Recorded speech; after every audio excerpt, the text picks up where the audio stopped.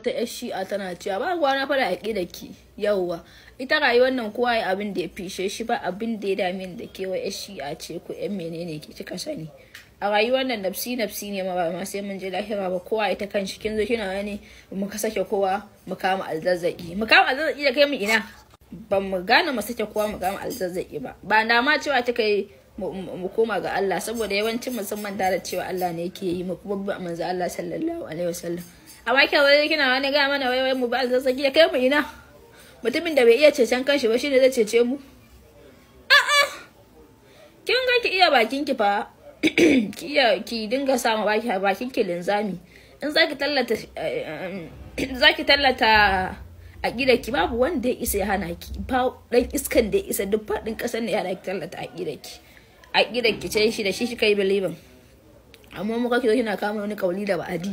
Wai wani ana kashe mu ana me da mutu ku din ba a kashe ku.